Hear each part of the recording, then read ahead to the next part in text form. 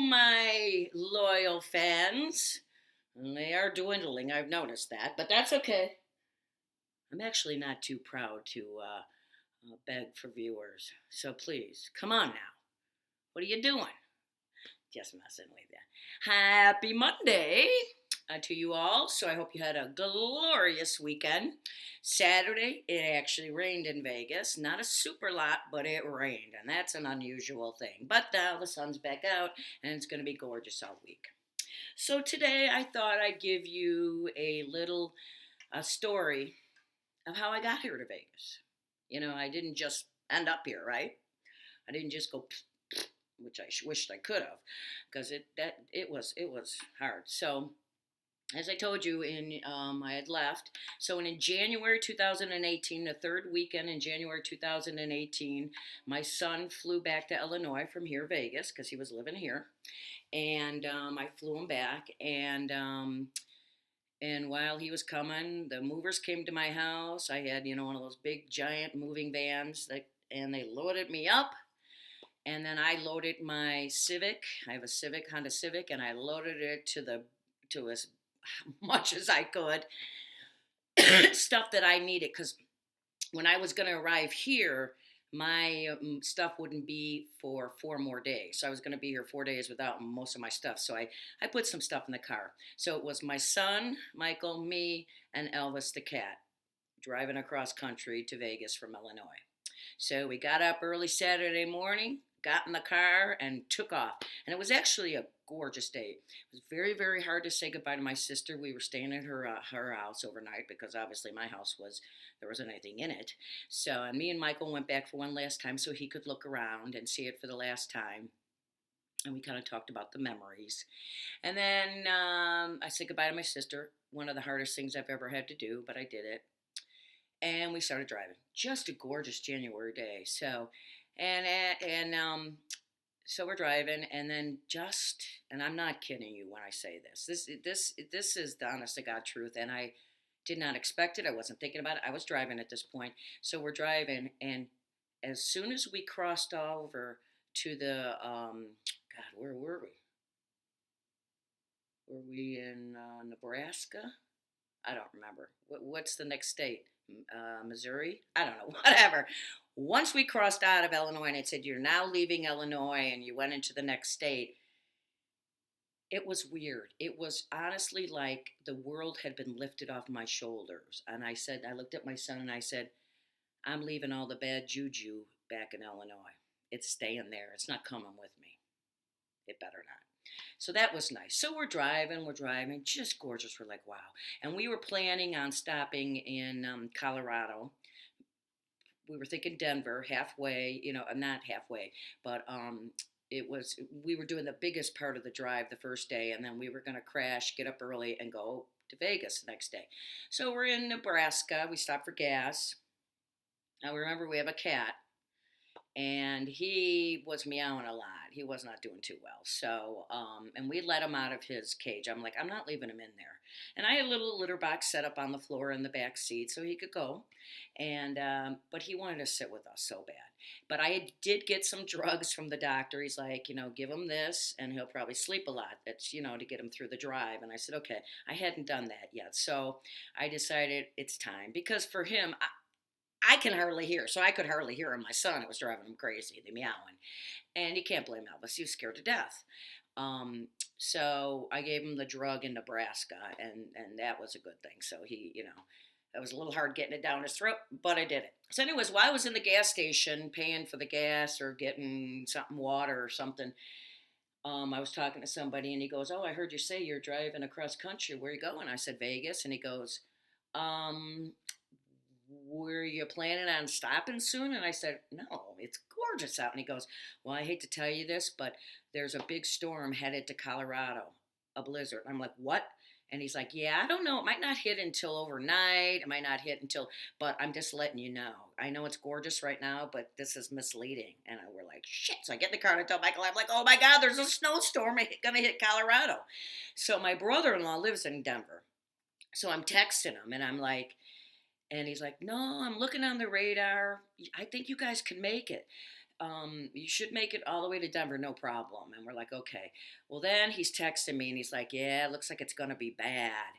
And so me and Michael were talking. We're like, well, maybe we should try to just plow through and miss it and either stop at the other end or just keep going because we were afraid, because he said, yeah, they're expecting a lot of snow. We were afraid that if we stopped in Denver, we would not be able to get out on Sunday because my son had to work on Monday.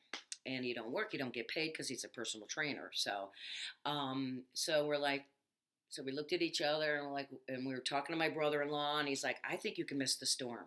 It's way out here and this and that. And then my brother in Tennessee, he was involved now, and he's like, yeah, just be careful. So people are texting, and so I said to my brother-in-law in Colorado, I think we're going to try. So we were like, we're going to beat this storm. So we just drove straight through, right? We're in Colorado, things are going good. We're like, all right. And, it's going. Now, we left Illinois at about 6 a.m., 5 or 6 a.m., right? And we're driving, and all of a sudden we start to little snowflakes, and we're like, oh no. So I text my brother-in-law, I'm like, what is it looking like? And he's like, you guys look like you should be okay. Where are you? And I told him, and he's like, okay, I think you might make it. And so not this was not his fault at all.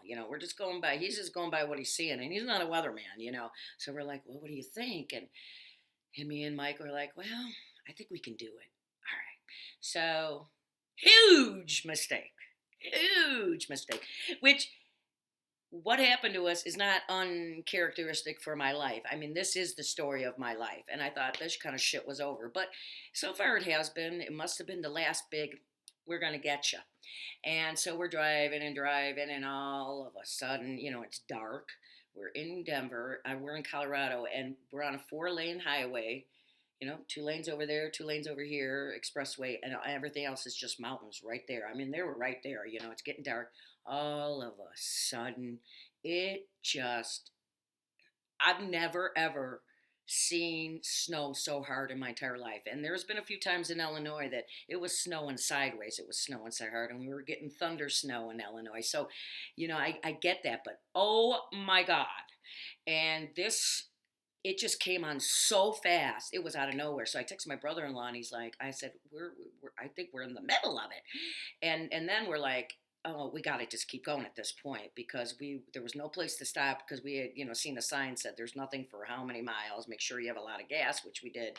So we just kept going, and it was snowing so hard. I mean, it was making noise on the car and the windshield. And so we take turns driving, and we've got a cat who's like, hey man, what's up? What are you guys talking about? He was high as a kite, just plastered on our lap, whoever was in the passenger seat, right? So, at one point my son's driving. I'm hanging, my nails are in the side, hanging onto the door because it was so freaking scary. It was, I mean, you could not see a thing. Literally. And then it turns out, also, I look at my son, I go, there's nobody else out on the road. Once in a while we would see a car, but that was it. And I'm like, oh shit.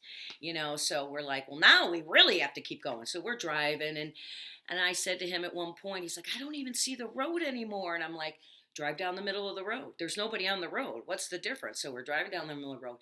And at one point, you could not tell if you were driving on the side of the road, the middle of the road. Thank God there was something in between the other side of the ones going the other way and us. Otherwise, we could have been on theirs. We could have been in trains, planes, and automobiles when John Candy's going the wrong way. And he's like, remember those people are going, you're going the wrong way. And he's like,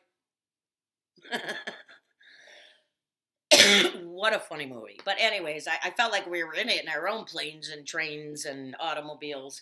And it was just getting heavier and heavier and heavier. And we were just, we both kind of tried. And at one point, my son's like, and I said, all right, pull over. So I got in, and I was driving for a couple hours, and then after a while, you're just exhausted because it is literally so hard to concentrate because it's just a whiteout, and we're just keep going.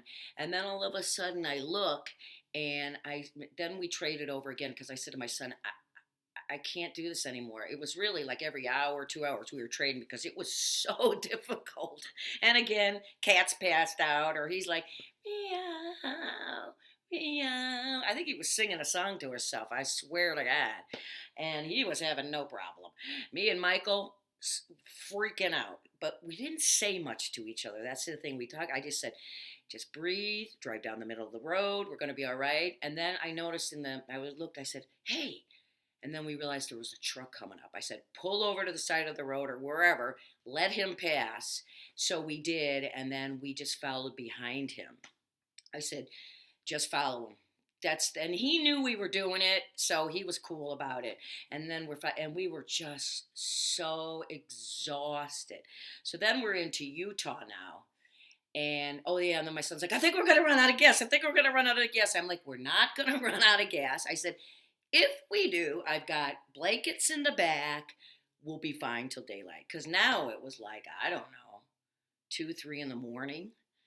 And we have been going through this blizzard for 4 hours at least, not if not more, 4 or 5 hours. And then finally we come out and we're coming through. We're into Utah, and it's still snowing like a shit storm. And I said, hey, here's the gas station coming up. So we get off, we go into the gas station, and there was 2 people in there, and they're like, what in the world are you doing out on a night like this? Uh-oh, my phone's ringing. Oh, shit, I'm sorry. How rude. So they're like, what are you doing out on a night like this? We're like, and we told them, they're like, oh my God, do you want to stay here and then just rest and stuff? We're like, no. And they're like, well, you're really at the end of the storm. They said you won't have much longer to go. So we got some coffee. We got back in the car, and now it's starting to get 5 o'clock and then 6 o'clock in the morning, and we're driving. And then all of a sudden, all we wanted at that point was we wanted to see the sun come up. We're like, please let the sun come up. Please let the sun come up. Has the world come to an end? Because we didn't know. And we were in this, I don't know. And then all of a sudden, it just let up. And I looked at my son and I said, I don't think it's snowing anymore, but I'm afraid to say it. And he's like, I don't think so either. And then we're driving, and slowly but surely, it starts to get brighter out and brighter out. And we're like, oh my God, we made it. And at that point, we were just like, oh my God, and 6 o'clock, 7 o'clock. So, and then we get into Vegas. He's like, we're in Nevada, Mom. We're in the home stretch, baby. So then we finally got to his place. Now, this is straight. We ended up driving 28 hours straight.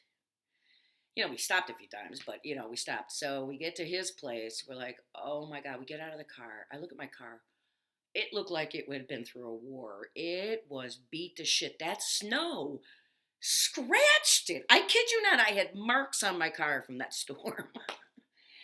It was something else. So we were just exhausted. So we went and got a little something to eat, went back to Michael's apartment, we're eating, and we both went to lay down. And do you know what? Neither one of us could sleep. I think we closed our eyes for like 45 minutes to a half hour, and then I got up, and then he got up, and he's like, I can't sleep. I'm like, I can't either. It's because we were just our adrenaline. And that was the thing.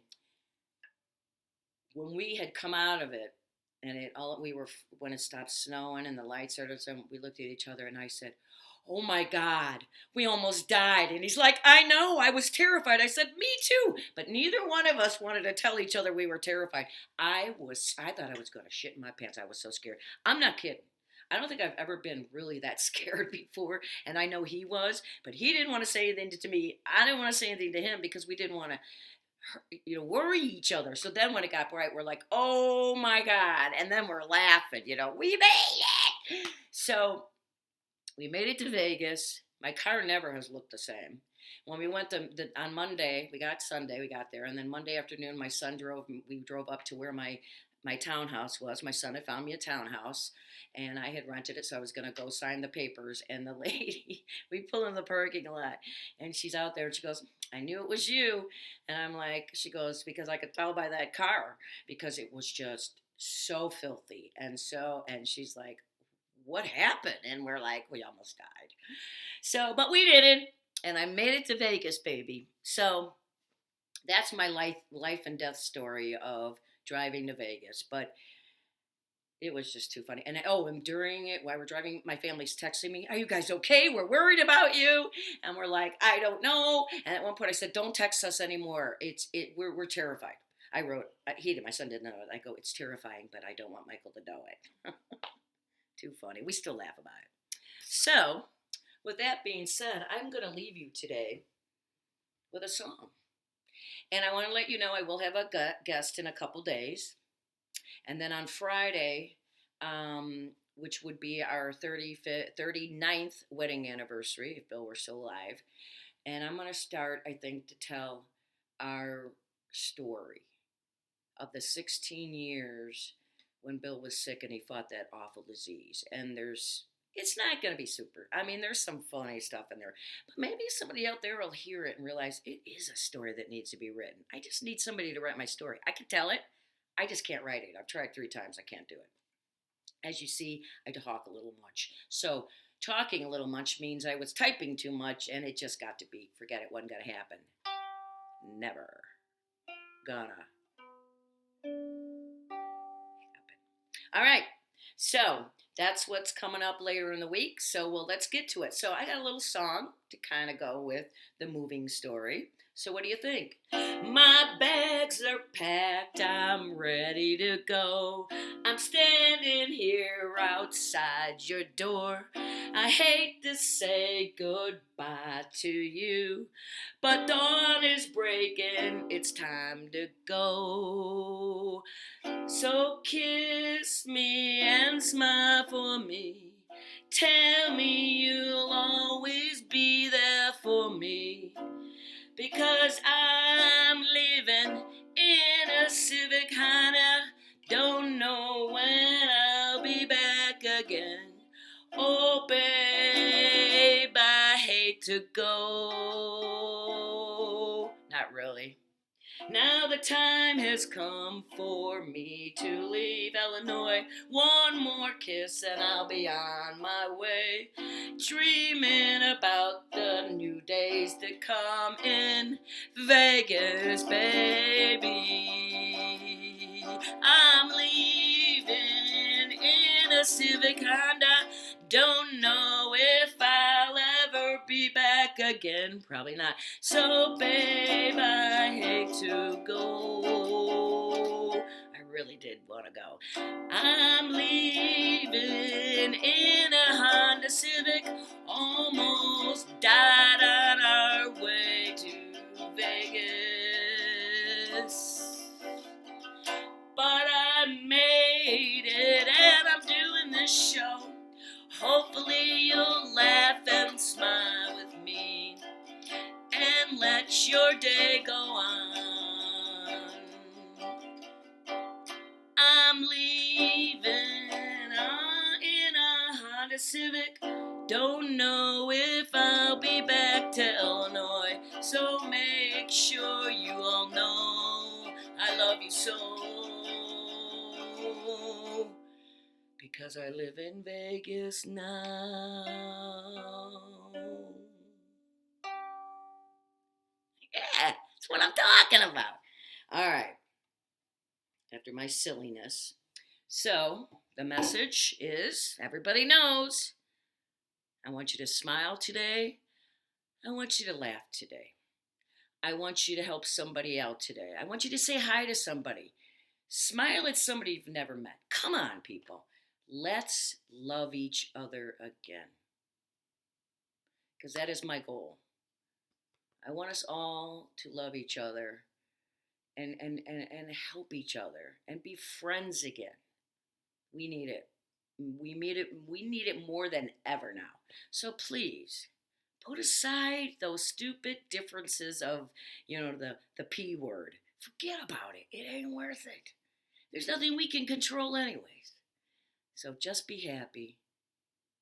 Be good to people. And love everyone. I love you. Keep on watching because you never know.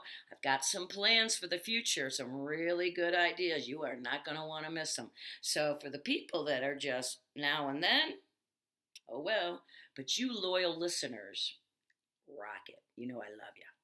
Keep on rocking and rolling, baby.